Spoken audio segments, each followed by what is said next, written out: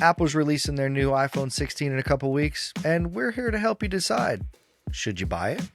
Welcome back to Deaton Street. I'm Zach. He's Dustin. Another year, another new iPhone, and the challenge is trying to figure out, do I go ahead and spend money on this? Is it worth it? Or is it just kind of the same iPhone as last year with some nice new polishes? So we're going to go through some Apple rumors here thanks to 9to5Mac. We will link the article in the description below and try to help you decide, how to spend your money this September. So, Dustin, why don't you get us started with a couple of the new features that might help you decide whether or not this jump is for you? The most important thing that everyone is so excited about the new iPhones, the colors.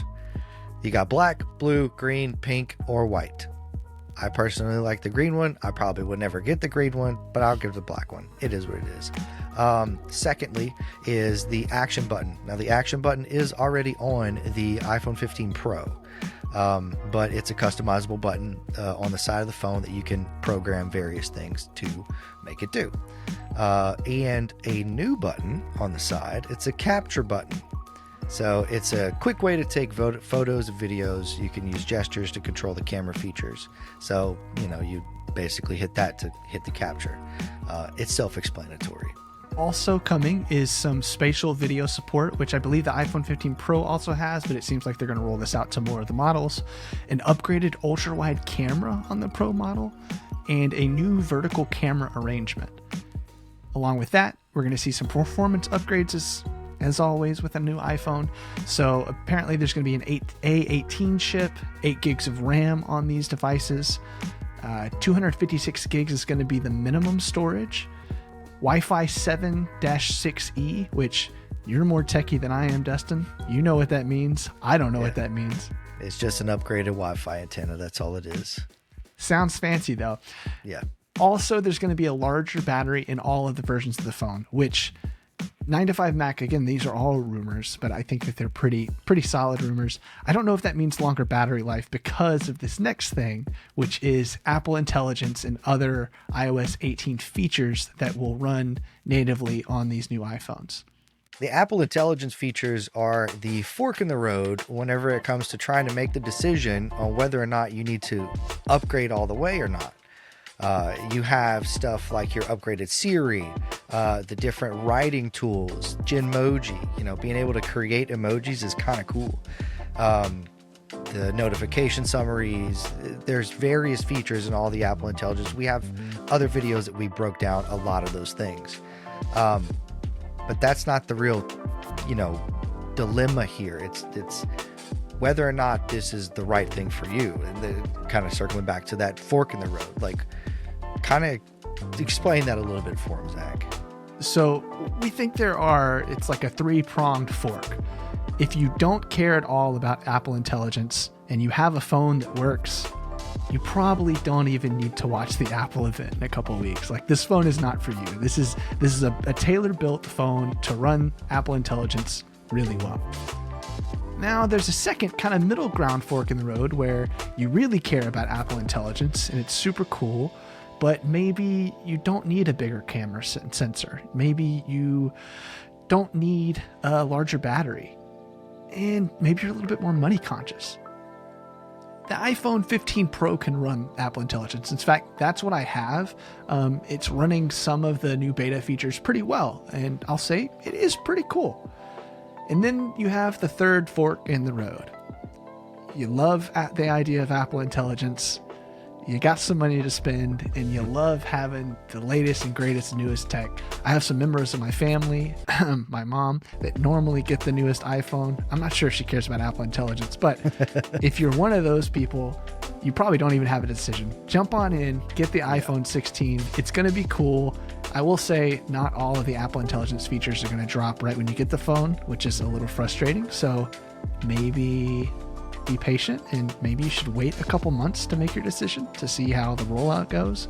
Yeah. But I will say we think there are three forks here. Absolutely not. Got a phone that works. The middle ground of save a couple bucks, get the iPhone 15 Pro, or go ahead, make the jump. Now, I want to turn this around on you, Dustin, because I know what camp I'm in. I have the iPhone 15 Pro. I do care about Apple Intelligence, but there's no way I'm upgrading, right? Yeah. I have a phone that can do it. Yeah, and you just got that one too. So it's like, it's kind of, you've had that one for a little bit now. It's not worth, you might as well wait till the 17 kind of thing. Yeah.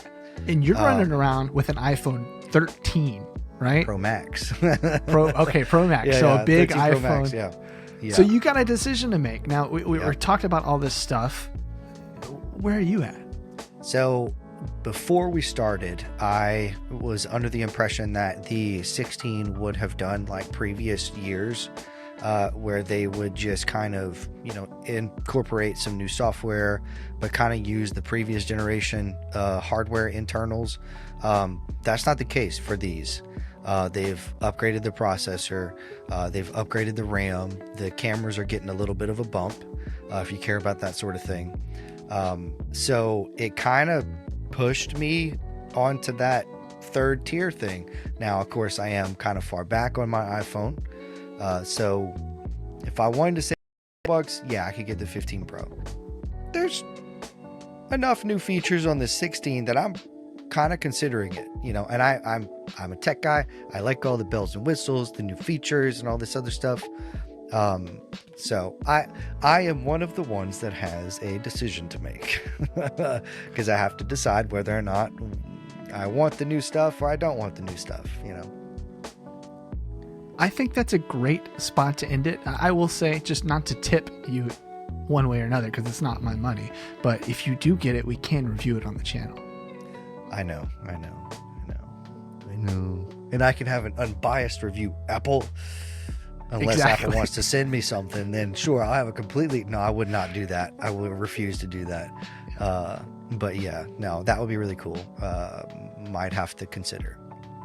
So in summary of this video, to answer the question like a lawyer would, which we're not lawyers, but it depends on your situation, and it depends on if you care about Apple Intelligence. If you do, you have two decisions to make: save some money or just dive right in, get the new phone, be a cool guy or gal.